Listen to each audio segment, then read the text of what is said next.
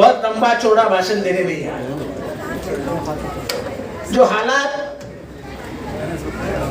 मुमरा में जिसकी बहुत चर्चा हो रही है, कुछ चंद बातें उनके ऊपर करने आया। वो लड़ाई मेरी पिछले 35 सालों से फिरका परस्त ताकतों से नहीं है, आज की नहीं है। राबड़ी में जब पहला दंगा हुआ तब इकलौता आदमी गोलियों के सामने खड़ा था। ऐसी गोलियां चल रही थी मेरे इधर से उधर से, लेकिन उस दिन मैं नहीं रहता तो दूसरे दिन पूरी बंबई जल जाती। और उस राबड़ी को यह सब मालूम है कि खुद आदमी आकर अपनी जान लगाकर वहां खड़ा था।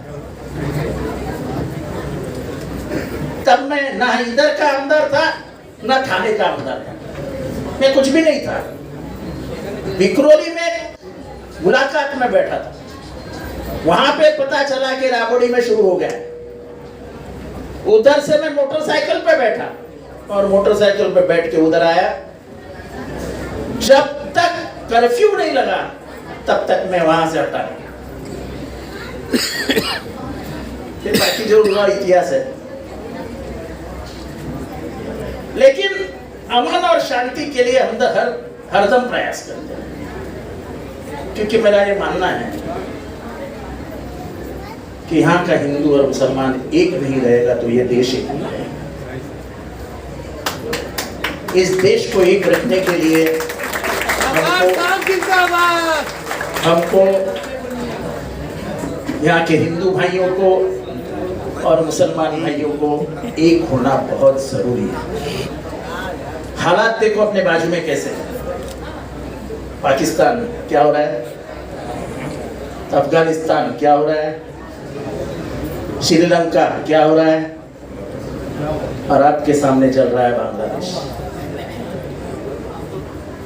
जिन्होंने कट्टर धर्मांधता पाली, फैनेटिक रिलीजिज्म, वो फैनेटिज्म उस देश को ले डूबा है।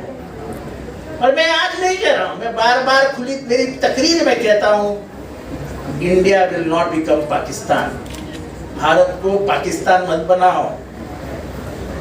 जिस तरीके के फतवे निकलते हैं, औरतों ने ये नहीं पहनना चाहिए, उसने वो नहीं पहनना चाहिए, उसने वो नहीं पहनना चाहिए, ये भारत में नहीं चलेगा। इसका खुला विरोध करने वाला नहीं। महिलाओं के स्वतंत्रता के लिए खुलेआम बोलने वाला है, क्योंकि मेरा ऐसा मानना है कि तालीम के मसले में अगर तुम महिलाओं को आगे नहीं बढ़ाओगे तो ये देश, तुम्हारी फैमिली, तुम्हारा समाज कभी आगे नहीं बढ़ सकता। क्योंकि सबसे ज्यादा वक्त घर में कोई गुजारती है तो तुम्हारी बीवी, तुम्हारी माँ, तुम्हारी बहन होती है। इस देश के हालात है, मॉब लिंचिंग सरेआम हो रहा है, मुसलमानों के धार्मिक कार्यों के अंदर दखलंदाजी सरेआम हो रही है। ये जो बोलते हैं ना हम कॉन्स्टिट्यूशन नहीं बदलने वाले थे, ये बीजेपी वाले हैं। मैं क्या झूठ बोल रहा हूं कि उन्होंने कहा था कि हम मुस्लिम पर्सनल लॉ, उसका मतलब क्या होता है? आप क्या कहते हैं उसको? क्या कहते हैं? शरीयत बोलते हैं उसको, शरीयत। क्या है यार, तुम मुसलमान हो के क्या बोल रहे हो यार? बकपुर का भी आने वाला है। हाँ। हिंद वे। अमित शाह ने आसाम में बोला था हम शरीयत हटा देंगे, आते ही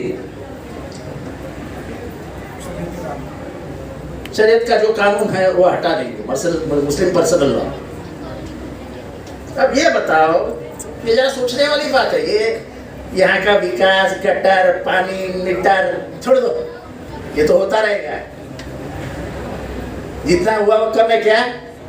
कम है क्या बताओ? बदलाव आया कि नहीं? हुआ कि नहीं? बताओ। हम जब बात करते हैं कॉन्स्टिट्यूशन में, तो कॉन्स्टिट्यूशन में लिखा गया है जो फंडामेंटल राइट्स है, आज जाके गूगल में पढ़ो, कॉन्स्टिट्यूशन में लिखा गया है you have right to religion. इसका मतलब क्या है? कि किसी भी धर्म का पालन तुम स्वतंत्रता से कर सकते हो, उसका सरकार में कोई हस्तक्षेप नहीं आएगा। जब क्रिश्चियन हो चर्च में जाए, अपनी शादी जाके चर्च में लगाएं, हमको कोई एतराज नहीं। कोई हिंदू हो मंदिर में जाए, बाहर जाए, तो उसका अंगार लगाता है, उसके ऊपर 7 फेरे लगाता है, वो अपने तरीके से दफनाने के अपने अपने तरीके हैं। वैसे भी मुसलमानों में है। They are all personal laws। हम सिर्फ मुसलमानों के पर्सनल लॉस के बारे में क्या बात करते हैं? यहूदियों के पर्सनल लॉस है, पारसियों के पर्सनल लॉस है, क्रिश्चियनों के पर्सनल लॉस है। पारसी दफन कैसे करते हैं? ये मुंबई में रहने वाले कोई मुसलमान यहाँ पे रहेंगे तो उनको पारसी दोस्त रहेंगे तो मालूम रहेगा कैसा दफन करते हैं। मैं इधर बताना नहीं चाहता हूँ। जब तक गीदड़ उनकी खाल खाता नहीं तब तक उनका दफनाना होता नहीं। मालूम है आपको? मालूम है कि नहीं? ये देखो मालूम है। क्रिश्चियन 40 दिन, ये क्रिश्चियन जब जाता है, उसकी जब जनाजा उठता है तो जनाजे को कोट सूट सब पहना कर दफनाते हैं और जनाजे में शामिल होने वाले भी सूट कोट में जाते हैं। अपना अपना तरीका है भाई, उसका सम्मान करो।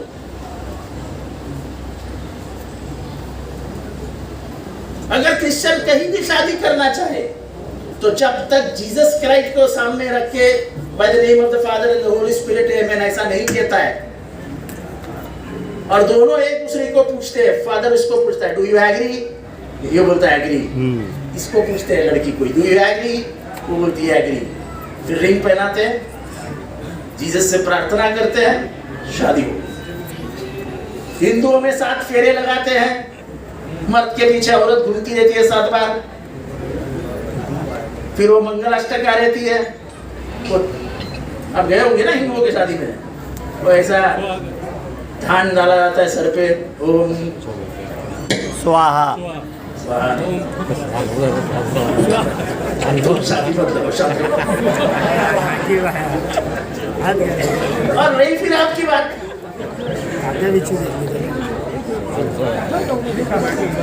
लिखा होता है, पढ़ा जाता है, लिखा कबूल किया जाता है। पर एक बात और बोलता हूं कि आपका रिलीजन इतना लिबरल है कि आप शादी में ही डाइवर्स की रकम बाजू में रख देते। The religion is so practical. महर जिसको बोलते हैं, ये मैं बाहर नहीं बोल सकता हूं। The only religion which is practical and revolutionary is Islam। ये डाइवर्स, ये इंसानियत हो सकता है तो हो सकता है, तो ऊपर वाले ने कानून बना के रखा है कि भाई ये पहला तय कर लो कि तुम इसकी जिंदगी को सपोर्ट करने के लिए इतनी पैसे रखो। तो अपने अपने धर्म में अपना अपना हिसाब चलता है। मैं उसके बिछड़े वाले गिरने वाले तुम कौन होते? जब भारत आजाद हुआ, जब डॉक्टर बाबा साहेब अंबेडकर ने संविधान लिखा, तो इस संविधान में पूरे भारत ने लोगों को बैठ के ये संविधान का जब स्वीकार किया 1950 में, तब ये स्वीकार कर लिया कि right to religion is a fundamental right. और कोई भी फंडामेंटल राइट का कोई भी कॉलम बदलने के लिए आपको 400 पार जाना पड़ता है। इसलिए इस बार बीजेपी का नारा था अब की बार 400 पार। चुनाव लड़ने वाले 44 खासदारों ने बोला था आते ही हम संविधान भूल कर देंगे।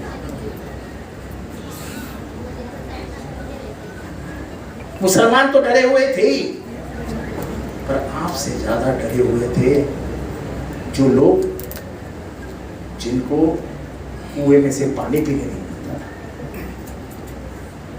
जिनको स्कूल्स में नहीं जाने मिलता था, जिनका साया गिरते ही लोग जाके नहाते थे।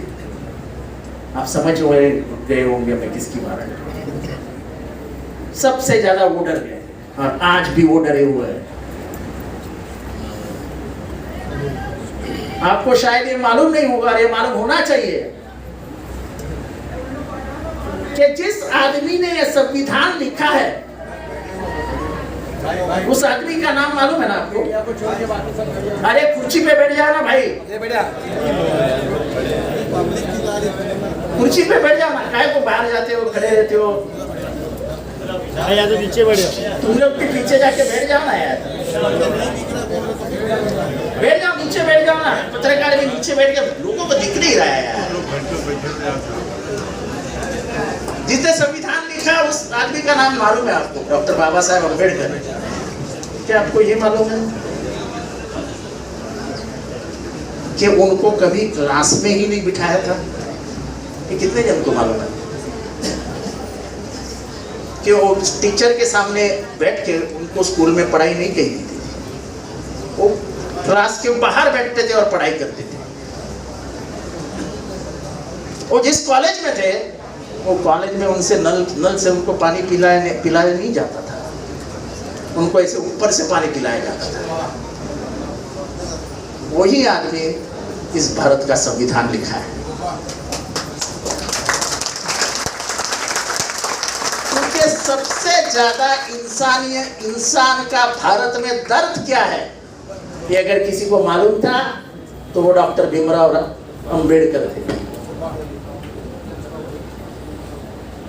वो जानते थे इस देश में क्या है। इसलिए हम हमेशा कहते हैं कि अनेकताओं में एकता, ये है भारत की विशेषता। हम अनेक हैं पर भी एक है। कितनी भाषा है, कितनी बोली। आप उत्तर प्रदेश में जाओ तो लखनऊ की एक बोली, इलाहाबाद की एक बोली, बस्ती की एक बोली, तो जौनपुर की एक बोली। हर बोली भाषा में फर्क है। लेकिन जब हम बाहर जाते हैं तो क्या बोलते हैं? हम उत्तर प्रदेश से। ये बोलते क्या? मैं जौनपुर से हूं। ये भारत है।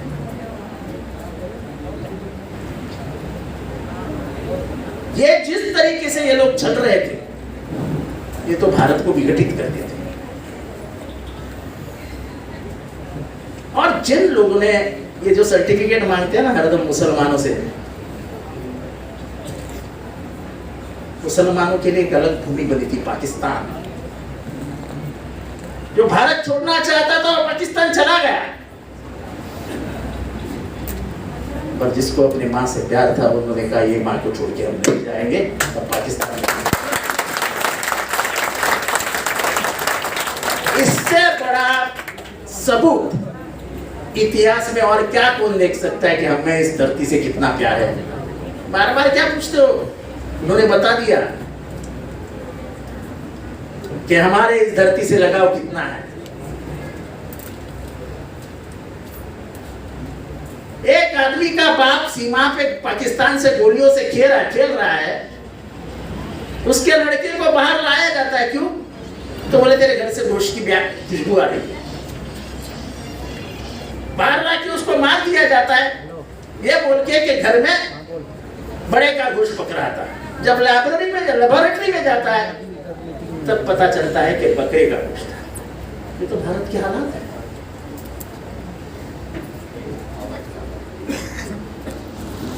क्या बात कर रहे हो? कारगिल में जब घुसखोरी हुई तब भारत के आर्मी को पता ही नहीं चला था।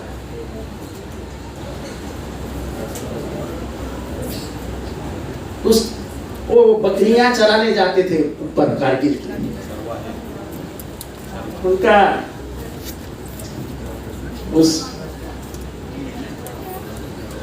वो ट्राइब का नाम मेरे मुंह पे पर याद नहीं आ रहा। उस लड़की के ऊपर एक बलात्कार हुआ था उनके ट्राइब के, तो उन्होंने आके अपने आर्मी को बताया कि भाई तुम लोग जरा बाजू में हो जाओ ना यार, भाई थोड़ा सा पीछे हो जाओ, भाई थोड़ा पीछे हो जाओ ना, थोड़ा सा पीछे। ये सब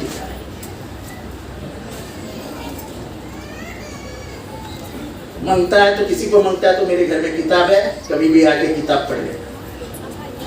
मैं किताब पढ़े बिना कुछ नहीं बोलता। जो नफरत 1925 से इस देश में चलाई गई। वल्लभ भाई पटेल ने क्या कहा था मालूम? जब गांधी हत्या हुई और जब उन्होंने आरएसएस पे बंदी डाली, तब उस वक्त के प्रमुख जो गोलवलकर जी थे, उन्होंने खत लिखा कि हमारा क्या संबंध, हमने थोड़ी उसको मारा है। तो वो बोले बराबर है, आपने नहीं मारा, लेकिन आपने जो घृणा, द्वेष, गांधी के बारे में जो नफरत फैलाई, उसका अंत क्या हुआ? तो गांधी की हत्या, और इसलिए मैं तुम्हारे ऊपर बंदी डाला। ये जो बोलते ना वल्लभ भाई पटेल ऐसे थे, वल्लभ भाई पटेल वैसे थे, वल्लभ भाई पटेल खून से कांग्रेसी थी, खून से। और अगर वल्लभ भाई पटेल जिंदा रहते तो मरते दम तक तो आरएसएस को बंदी से नहीं निकालते। ये तो नेहरू जी थे जो दिल के ऐसे बड़े थे, ऐसे बड़े। ये पागल लोग उनके ऊपर आरोप लगाए कि राहुल गांधी उनके विरासत में जो संपत्ति है उसके पीछे लगाया है। कितने जनों को मालूम है कि नेहरू जी ने आजादी के पहले दिन उनकी सारी संपत्ति जो उस समय 20,000 करोड़ रुपए की थी, तो भारत को दान दे कि ये ले लो, मैं आजाद हो गया। आज उसकी कीमत कितनी रहती होगी? लाखों करोड़ रुपए होते। वो इंसान थे।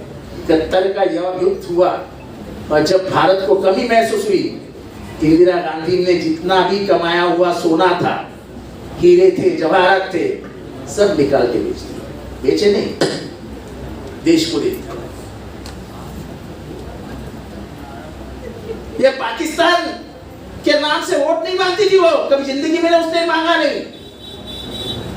लेकिन जिस समय बांग्लादेश में अत्याचार शुरू हुआ मुसलमानों के ऊपर, और जब अमेरिका ने उसको कहा कि तुम बीच में मत करो, तो इसने पाकिस्तान से, अमेरिका से कहा था कि मैं किसी के ऊपर होने वाली जोर जबरदस्ती अत्याचार सहन नहीं कर सकती हूँ।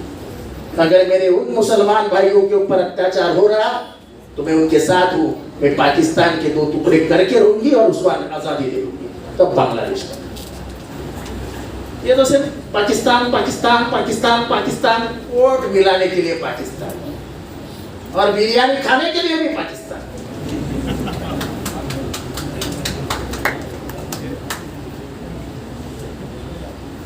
ये हालात जो इस देश में बने हैं, ये जो नफरत 2014 से बढ़ती हुई नजर आ रही है, ये इतना आप बात करते हैं ना ओबीसी के बारे में। ये राम मंदिर का मसला कब से शुरू हो गया? जब विश्वनाथ प्रताप सिंह ने मंडल आयोग लाया, और ऐसा इस देश में माहौल हो गया कि इस देश का पिछड़ा विश्वनाथ प्रताप सिंह के साथ चला जाएगा, तब उस समय उन पिछड़ों को रोकने के लिए इन्होंने राम मंदिर का मुद्दा उठाया। इतिहास याद करो, जब ओबीसी रिजर्वेशन में दिल्ली में लड़ाई हो रही थी, तब गोस्वामी नाम का एक लड़का खुद को अंगार लगा के लिया। ये सर मैं इतिहास बोल रहा हूँ, मैं कुछ घर की कहानी बना के नहीं रहा हूँ। और तभी से दंगा शुरू हो गया भारत में, और 93 से इस देश का डिवीजन इन कास्ट ग्रुप और रिलीजन शुरू हुआ। अब महाराष्ट्र में जो हो रहा है, हिंदू मुसलमान तो करवा ही रहे। विशालगढ़ में क्या हुआ? विशालगढ़ में क्या हुआ? विशालगढ़ में 5 जुलाई को विशालगढ़ के लोगों ने जाके बताया कलेक्टर को कि हमारे अंदाजे में ऐसा है कि इधर कभी ना कभी कुछ हो सकता है, हमको बहुत डर लग रहा है, आप सुरक्षित रखो इसको, इस गांव को सुरक्षा दीजिए। फिर 12 तारीख को वो गए पुलिस के पास, फिर से यही कहा कि आप संभालो, हमारे गांव में कुछ ना कुछ हो सकता है। जिस गांव में 400 साल में किसी ने पूछा नहीं था कि तू मुसलमान है, तू हिंदू है, सब एक जैसे रहते थे। रात को घुस के 14 तारीख को एक भी पुलिस नहीं था, घुस के उस दरगाह का घुमट तोड़ा, नीचे आए, वो पूरे गांव की मस्जिद खत्म की। जो गांव शिवाजी महाराज के सैनिकों का था, 400 साल वहां था, एक बार भी कभी उस गांव में दंगा नहीं हुआ था, एक बार। आपको शायद मालूम नहीं होगा क्या वहां का हर मुसलमान कोल्हापुरी मराठी बात करता है। कोल्हापुरी मराठी, कोल्हापुर से कोई है? उनको भाषा, वो बात करे मैं बात करूं, समझेगा नहीं कोई हिंदू है कोई मुसलमान है। रहन सहन एक जैसी, वैसी ही वर्दी टोपी, वैसा ही खेती करने का काम, कोई फर्क नहीं।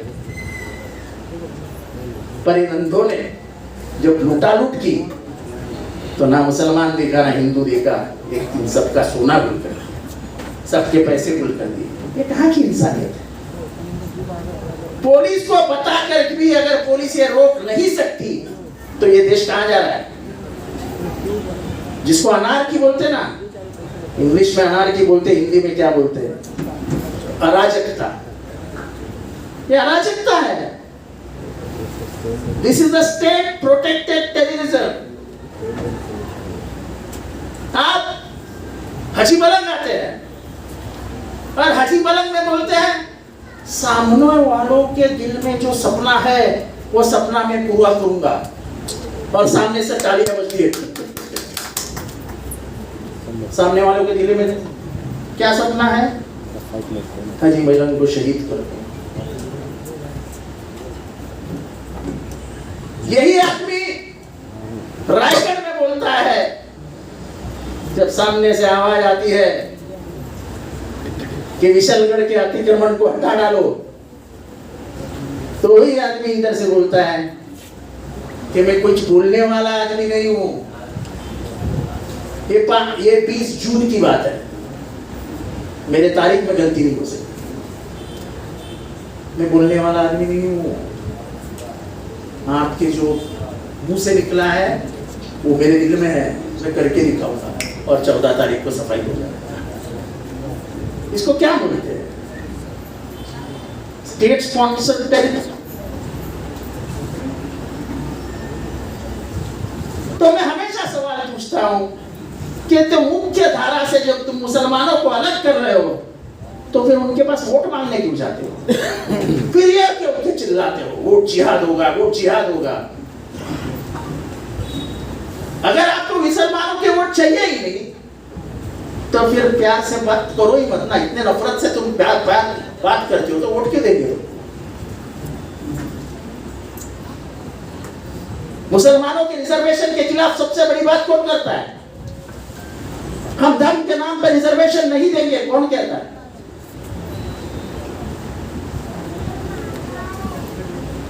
मुसलमानों के अधिकार कम कर दो, ये कौन कहता है? अभी आता हूं वक्फ बोर्ड। क्या जरूरत थी वक्फ बोर्ड का कानून बदलने की? क्या जरूरत थी? इस देश में सबसे ज्यादा जमीन अगर किसके पास है तो वो क्रिश्चियन समाज के पास, वो भी जाने वाली है। ऐसा मत समझो कि मुसलमानों की, वो भी लाइन में है। सबसे ज्यादा जमीन उनके पास है। केरला में है, कर्नाटका में है, उड़ीसा में है। अभी औकाफ बनी कैसे? आपको पता ही होगा औकाफ कैसे बनी है। लेकिन मुसलमान के उत्कर्ष के लिए, इस्लाम के उत्कर्ष के लिए, फायदे के लिए बनी वो औकाफ की जमीनें आपको कलेक्टर को देने से क्या मतलब है? और कलेक्टर के हाथ में अधिकार देना कि कलेक्टर दे सकता है किसको भी, क्या मतलब है इसका? औकाफ ये मुसलमानों से संबंधित है। मुसलमानों से बात करो, आपको चेंज लाना है तो इतने खासदार है, उसमें से 20-25 मुसलमान खासदारों को इकट्ठा कर लो और बिठाओ कि कैसे इसको चेंज करना है, और करो। बिना किसी को विश्वास में लेते हुए तुम डायरेक्ट कानून लाते हो, तो क्या मतलब है इसका? और देखो तुम्हारे वोट से क्या हुआ। तुम्हारे वोट से जो अपोजिशन की ताकत बढ़ गई, उस अपोजिशन की ताकत से घबराकर, आप सुप्रिया सोले का वीडियो देखे हो? उसने क्या कहा कि appoint a special committee to review this act. उसने कहा है कि नहीं कहा कि तुमको जरूरत क्या थी इस कानून की? इसमें अगर बदलाव ही लाना था तो चर्चा करते पार्लियामेंट में, चर्चा से मध्य रास्ता निकालते जो मुसलमानों के हित में है और एक कानून लाते। लेकिन आपको अंबानी की जमीन छुड़वानी थी। आपको जितनी मुख्य जमीनें हैं बंबई में, दिल्ली में ऐसी जगह जमीनें हैं कि सोच भी नहीं सकता कोई सोच। वो हुमायूं का टॉम्ब है, वो जो बोलते हैं ना, वो मकबरा, हुमायूं का मकबरा, तो जमीन देखिए कैसी है। यानी मध्य दिल्ली में, मध्य दिल्ली का जो मेन एरिया है उसके मध्य में, और इतनी बड़ी खूबसूरत जमीन। इस जमीन की आज की कीमत मुझे नहीं लगता है 2-4 लाख करोड़ के नीचे होगी, हो गई, कोई भी ले सकता है। अभी तो फिलहाल क्यों हुई है? क्यों ये क्यों हुआ? ये कोई माने या ना माने, पिछले 10 साल में जो मुसलमानों का लोकसभा में हक था, उनका जो खत्म हो गया। 1 मुसलमान, 2 मुसलमान, 3 मुसलमान, जो मुसलमानों से अपना पद लिख के पार्टियां चलती थी, वो पार्टियों को भी खत्म किया जा रहा था। इस बार अब इंडिया आघाड़ी से जब लोग लड़ाई लड़े तो बराबर 240 जन उधर बैठे हैं और साथ में और 12 जन, 252 जन बैठे हैं। जो जितनी बड़ी आवाज उनकी है, इतनी ही बड़ी आवाज इनकी है। और वक्ता भी अच्छे हैं। राहुल गांधी अच्छा बोल रहा है, अखिलेश यादव अच्छा बोल रहा है, महुआ मित्रा अच्छी बोल रही है, और इकरा हसन, उसने उसका भाषण सुनो। यानी जो मुस्लिम औरतें गई हैं, क्या बातें करी, क्या इंग्लिश बोलती है, ये कभी हमने लोकसभा में देखा नहीं था। पिछले 10 साल में तो मालूम ही नहीं था। लेकिन ये बदलाव आया देश में। तुम्हारी जोर जबरदस्ती ये जनता नहीं सहन करेगी, ये जनता ने दिखा दिया। ये जो बोल रहे हैं ना कि महाराष्ट्र में वोट जिहाद हुआ, मैं आपको बताता हूं कि सिर्फ मुसलमानों ने उनको नहीं हराया। सबसे बड़ा धक्का अगर से कहीं तक पहुंचा होगा तो वो हिंदुओं से पहुंचा।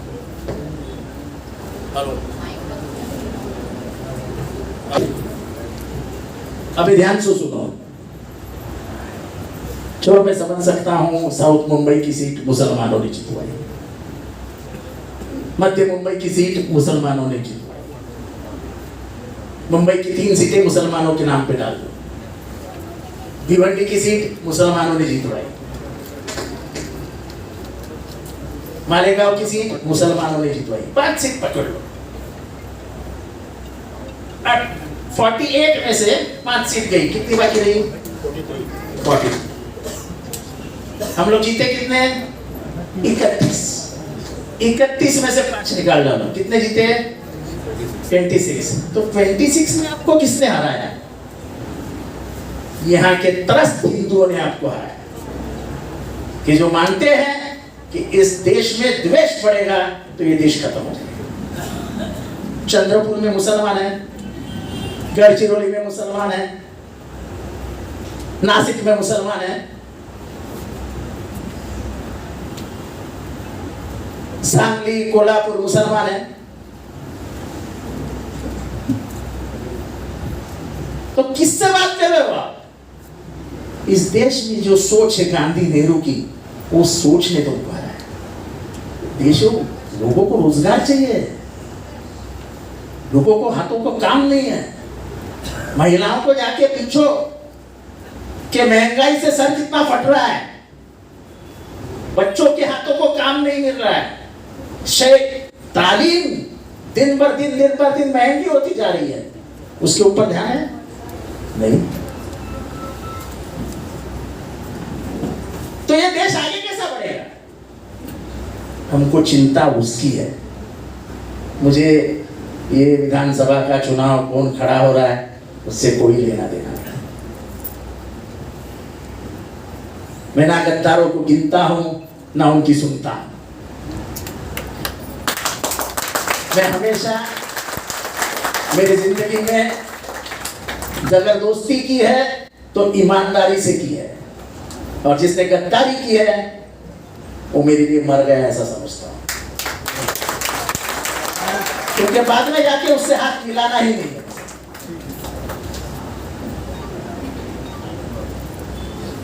जिस पार्टी ने तुमको सब कुछ दिया उस पार्टी को तुम छोड़ के जा सकते हो, तो तुमसे क्या दोस्ती रखने की? तो मेरा ये काम नहीं है। अब लोग आके पर विकास हुआ नहीं हुआ। अरे तुम्हारा स्टैंड तो क्लियर करो। तुम अगर अपने आप को सेक्युलर कहते हो तो वक्त में जो हो रहा है उसके आवाज के खिलाफ क्यों नहीं बोल रहे? जो अमित शाह ने कहा कि शरीयत हम निकाल देंगे, उसके खिलाफ क्यों नहीं बोल रहे? विशालगढ़ में जो हुआ गलत हुआ, आप क्यों नहीं बोल रहे? जब अपने ही मुमरा में धर्मांतरण का सवाल निकला, 400 लोगों का धर्मांतरण हो गया, ऐसा इलाहाबाद की पुलिस यहाँ क्या आपे बोल रही थी, तो हमने आवाज उठाया, आपने क्यों नहीं उठाया?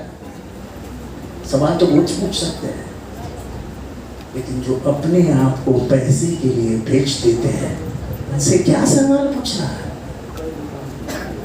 जिनका बाप ही बेचा गया था उन औलादों से क्या पूछना कि तुम बेचे गए हो?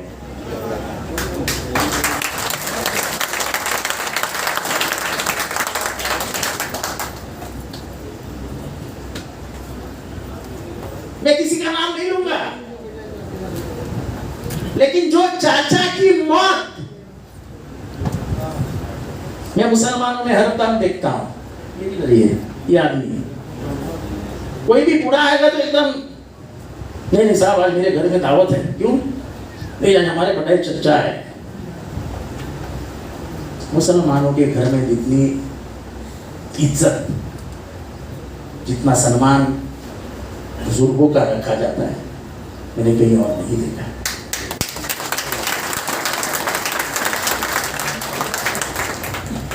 बुजुर्गों का सम्मान रखना ही चाहिए यार। उन्होंने हमको पैदा किया है, उन्होंने हमने सिखाया, उन्होंने हमने अपना हाथ लेके आगे बढ़ाया, उन्होंने पसीना बहाया है, तब तुम जाके यहाँ खड़े। बुजुर्ग नहीं रहते तो मैं कहाँ रहता?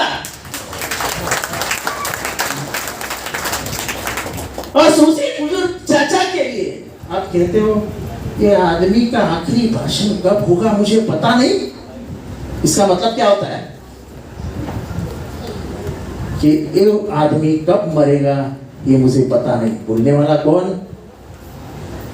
जिसको शरद पवार ने जिंदगी भर अपने गोद में संभाला, कंधे पे खिलाया, और इनका बाप अजीत पवार।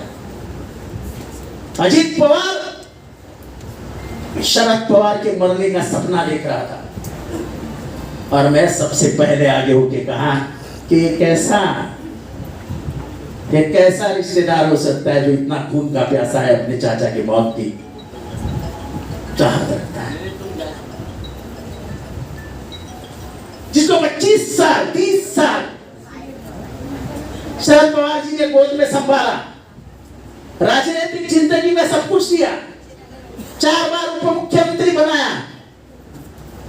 आप पूछ रहे हैं शरद पवार ने हमारे लिए क्या किया? आप बोल रहे हैं सुप्रीम कोर्ट में कि शरद पवार हैवान है, वो डिक्टेटर है।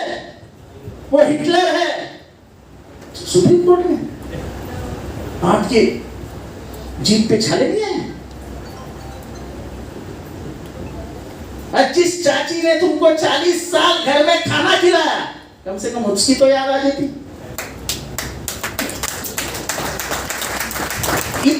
इतना तुम गिर गए कि तुम घर का रिश्ता ही भूल गए।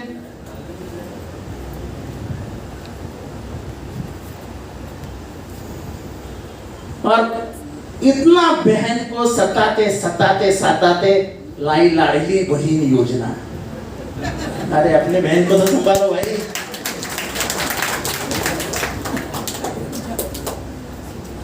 खुद के घर में बहन को पत्थर से मारना और दूसरे के बहन को 1,500 रुपया देना, आपको क्या पसंद है? अपने के बहन को संभालना? ऐसा होता है क्या? तो लड़ाई विचारधारा की है। ये रास्ते बनेंगे टूटेंगे, संडास बनेंगे टूटेंगे, लाइट आएगी जाएगी, ये सब होता रहेगा, कम ज्यादा होता रहेगा। लेकिन जिस दिन इस देश से इस विचारधारा को खत्म हो जाएगा तो ना तुम रहेंगे ना हम। तुमको नहीं मारेंगे, पहले मारेंगे विचारों को, हमारे विचारों को। इस विचारों के लिए हम लड़ते हैं, पहली मौत हमारी थी। क्योंकि ये विचार फैलाने वाले लोग उनको पसंद नहीं है। क्यों मेरे को इतना डराया जाता है, इतना धमकाया जाता है, मारा जाता है, लाठियों से घेरा जाता है? क्यों? मैं किसका दुश्मन हूं? मैं किसका दुश्मन हूं? मैंने किसकी जमीन खाई है, किसके जवाहरात चुराए हैं? नहीं, मैं इंसानियत की लड़ाई लड़ता हूं, मैं मुसलमानों की लड़ाई नहीं लड़ता। करोड़ों रुपया खर्च करे बीजेपी, मुझको अपनी पकड़ में नहीं ले सकती।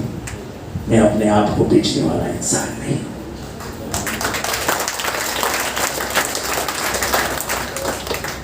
कोई डर से गया है, कोई लालच से गया है, लेकिन गया तो बीजेपी गोद में है ना। और बीजेपी का समर्थन देने वाले लोग गलियों में घूम रहे हैं कि हम निधि लेके आएंगे, हम पैसा बांटेंगे। अरे हमारी जान बचाओगे क्या? इस देश में पड़ी हुई मुसलमानों के खिलाफ की नफरत कम करोगे क्या? बीजेपी को अपने उसूल बदलने के। एक सादी बात बता रहा हूं। राहुल गांधी भाषण कर रहे थे और वो अनुराग ठाकुर ने पूछ लिया राहुल गांधी को, तुम्हारी जात क्या है? देखो जात पे उतर आए। अभी झगड़ा किधर शुरू हो जाएगा मालूम है? ऊंच नीच का झगड़ा शुरू होगा। नीचे तो मैं तो सामने से कह रहा हूं, ये पिछड़ा, इनको पिछड़ों से सख्त नफरत है। तो राहुल गांधी को पूछ लिया तुम्हारी जात क्या है? तो हंगामा खड़ा हुआ कि कोई जात कैसे पूछ सकता है। तो वहां कुर्सी पे बैठे थे पाल साहब, उनका पूरा नाम है जगदम्बिका पाल, जो एक जमाने उत्तर प्रदेश के बड़ा नेता था, माजी मुख्यमंत्री भी थे। तो उन्होंने कहा कि ये लाइन निकाल डालो, लोकसभा के वृत्तांत में ये नहीं रहना चाहिए। जब वो केबिन से बाहर निकले तो उनको अमित शाह ने हंसते हंसते पूछा उनको, अरे आजकल पाल साहब आप बहुत ही सेक्युलर हो गए, अपने पार्टी की विचारधारा मालूम है ना आपको? इसका मतलब था कि तुमने वो क्यों निकाला? यानी इनको पिछड़ों से भी नफरत है, इनके पिछड़े के आरक्षण से भी नफरत है। उनको लगता है पिछड़ा जो गांव के बाहर है वो गांव के बाहर ही रहना चाहिए। जो चंद मुट्ठी भर समाज है उसके हाथ में ही यह भारत रहना चाहिए, ये सपना है उनका, वो हम कभी पूरा नहीं होने देंगे। मैं कोई मुसलमानों की लड़ाई नहीं लड़ रहा। ये देश में पिछले हजारों सालों से जो लड़ाई चालू है वो लड़ाई मैं लड़ रहा हूं। जो पहले बुद्ध ने लड़ी थी, जो पहले चारवाक ने लड़ी थी, फिर ज्ञानेश्वर ने लड़ी थी, फिर तुकाराम महाराज ने लड़ी थी, शिवाजी महाराज ने लड़ी थी। आपको पता नहीं होगा, जब शिवाजी महाराज राज्याभिषेक करने के लिए निकले आए, उस जमाने के कुछ लोगों ने उनको बताया कि तुम राजा नहीं बन सकते हो, तुम्हारा राज्याभिषेक कुमकुम तिलक नहीं होगा, क्योंकि तुम पिछड़े समाज के हो। किसको बताया? शिवाजी महाराज को। उन्होंने ही संभाजी को मारा, छत्रपति संभाजी को। जब तालीम देने के लिए ज्योतिबा फुले और फातिमा भी बाहर पड़े, सावित्रीबाई फुले और फातिमा भी, तब उनके ऊपर पथराव और उनके ऊपर गोबर किसने मारा? इसी समाज ने मारा। शाहू महाराज को, जो महाराज थे, उनको खत्म करने का प्लान किसने किया था? इन्हीं लोगों ने, और इन्हीं लोगों ने गांधी की हत्या की।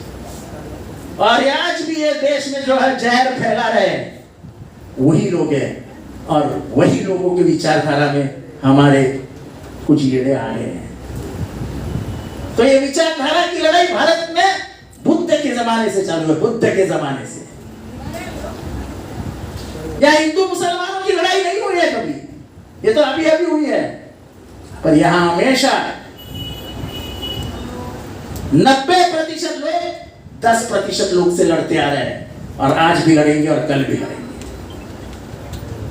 जिनको समाज में रहने नहीं दिया था, जिनको पानी पीना मुश्किल था, जिनको पढ़ना मुश्किल था, वो लड़ाई क्या, वो अस्तित्व के लिए लड़ाएंगे नहीं? वो क्रांति नहीं लाएंगे? अपने अनपढ़ बच्चा पढ़ना मांगता है, ऐसे बात को नहीं लगेगा? ये अगर भारत के हालात रहते तो भारत क्या इतना विकसित होता? तो ये लड़ाई इंसानियत की है। ये मत समझो कि मुसलमानों की है। मुसलमान एक हिस्सा है उसका। मुसलमान हो, दलित हो, हम सब लोगों को एक होल के रहना पड़ेगा।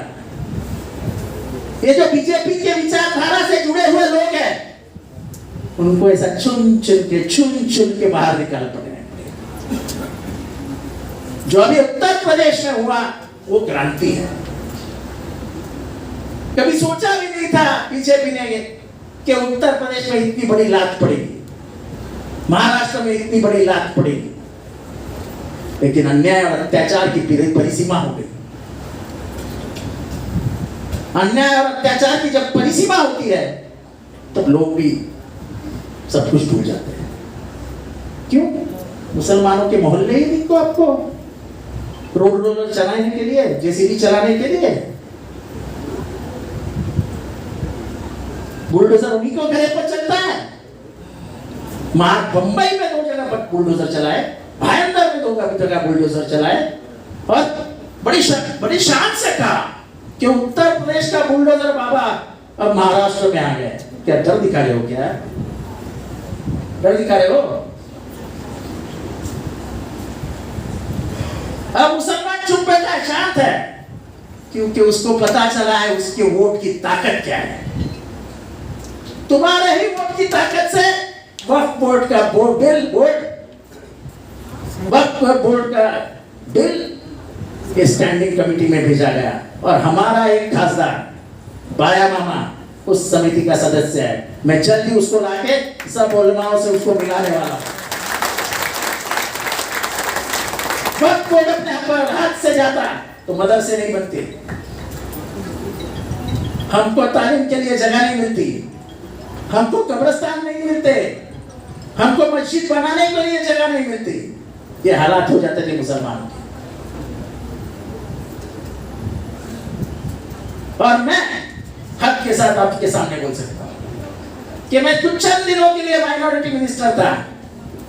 मेरे सामने जब पहला कागज आया तो मैंने पहली बार कहा कोई भी वक्त का कागज मेरे सामने मत ला, और सेक्रेटरी को बुला के कहा कि आप महाराष्ट्र में कानून बना दो कि एक बार वक्फ की लैंड घोषित हो गई तो जब तक वो लैंड है वक्त तक वो वक्फ की ही रहेगी और किसी के बाप की नहीं हो सकती।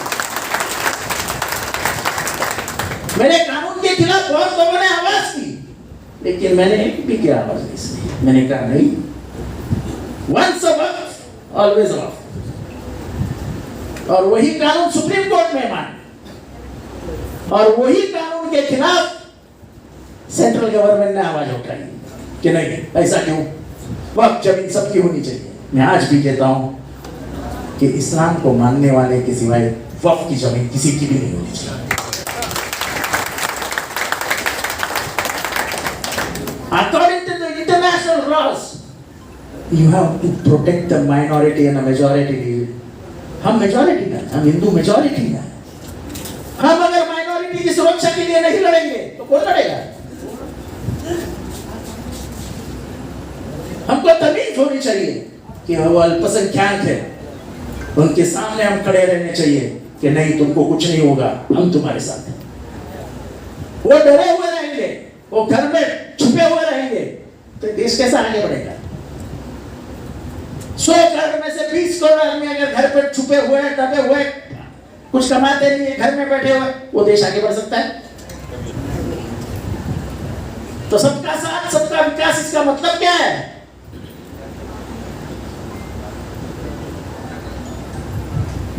आज कोई कहता है यहाँ के कि मैं सरकार से निधि लाऊंगा, बहुत विकास करूंगा, तो उसको एक ही सवाल पूछना है, हम जब इज्जत से जिंदा रहेंगे तब लाना। हमारी बेइज्जती ही की जा रही है। ये तो कोर्ट ने अच्छा तमाचा लगाया कर, बॉम्बे हाई कोर्ट में, कि आपको अगर बिंदी चलती है तो नकाब क्यों नहीं चलता है? सुप्रीम कोर्ट में जो हम पहले से कह रहे हैं, भाई उसको जो पहनने तो भाई, तुम्हारा क्या जाता है? मैं तो उसके खिलाफ भी हूं कि मंदिर जाओगी तो जीन्स मत पहनो। अरे भाई, तुमको क्या करना है? तुम भगवान की तरफ देखो ना, तुम उसके तरफ क्यों देख रहे हो? अरे मेरी लड़की, मैं कभी पूछता नहीं उसको क्या पहनती है, किधर जाती है। अरे भाई, बदलते हुए माहौल में कितने दिन तक रोकोगे? तुम मुझे रोक नहीं सकते। इसलिए मैं आपसे कोई लंबा चौड़ा, मैं गटर बनाऊंगा, मैं इधर का रास्ता बनाऊंगा, 4 लाइटें लगा दूंगा, किसके लिए लगाऊंगा? ये तो सब हो गया, जो नहीं बोल रहे उनके लिए। किसके लिए लगाऊंगा?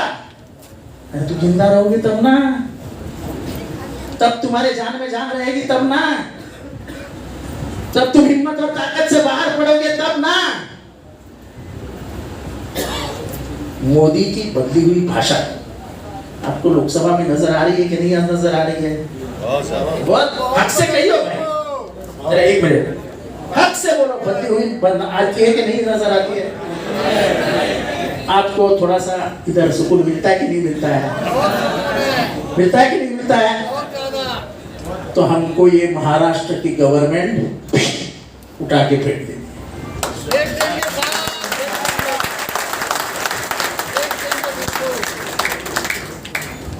और मैं आपसे सवाल पूछना चाहता हूं, कोई मुसलमान मेरे घर पे आया है और बेइज्जत होके घर से बाहर गया, ऐसा कभी हुआ है? मैंने किसी का रात का फोन आया और मैंने नहीं उठाया, उसको मदद नहीं की हो, ऐसा कभी हुआ है? नहीं हुआ। मैं किसी को एक को आंख में आंख डाल के बात किया है किसी मौलाना से, ऐसा कोई मौलाना आपको बुला है? मैं सिर्फ इंसानियत में विश्वास रखने वाला आदमी हूं। आपका दिन है, आप चलाओ उसको, हिम्मत से चलाओ। मैं किसी के दिन में नहीं जाता हूं, लेकिन इस दिन में रहने वाले आदमियों को आगे बढ़ाना, ये मेरा धर्म है, वही इंसानियत है। छोटे से छोटे आदमी के आंख में हुए आंसू मेरे हाथ अगर पहुंचेंगे तभी मुझे लगेगा कि मेरे हाथ में ताकत है। किसी को तो फाइट मार के हाथ में ताकत नहीं आती है।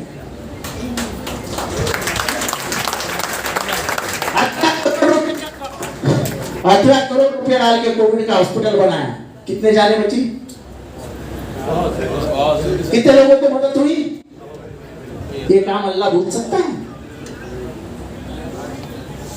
किधर किधर से लोग आए, कब्रिस्तान खुला, कहां से रिश्तेदार आए। कोविड के लिए जगह खुली नहीं थी, हमारे बुमरा के सभी कब्रिस्तान बंद थे। मैंने बोला, इसको बोला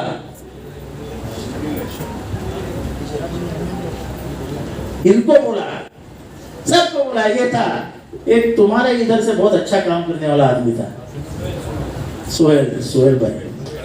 हाँ, सोहेल हाँ, दाढ़ी वाला। तेरा बॉडी बड़ी अच्छी है। वो 24 घंटा कब्रिस्तान में ही रहता था। मालेगांव से बॉडी आई, जोगेश्वरी से बॉडी आई, मुलुंड से बॉडी आई, भांडुप से आई, विक्रोली से आई, उल्लासनगर से आई, अंबरनाथ से आई, भिवंडी से आई।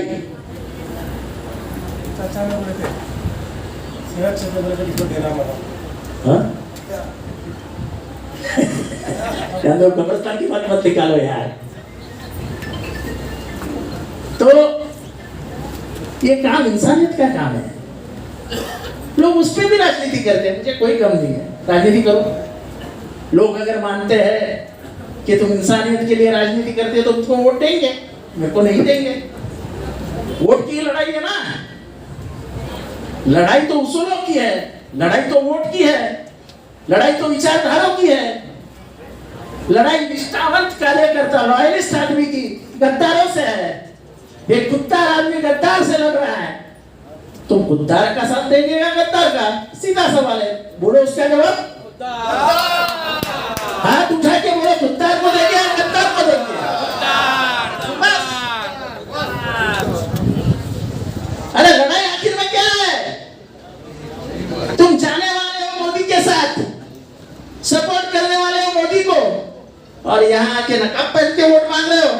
अरे हिम्मत है, मर्द है तो बोलो हम मोदी के साथ है, हमको वोट दो, हम कम्युनिटी के समाज को आगे लेके जाएंगे। समाज को ये मत बताओ हम निधि लेके आएंगे, समाज को ये बताओ कि उस विचारधारा से हम टक्कर लेंगे। अरे तुम क्या टक्कर लेंगे मोदी से? तुम्हारा बाप टक्कर नहीं ले सकता, तुम क्या लोगे यार?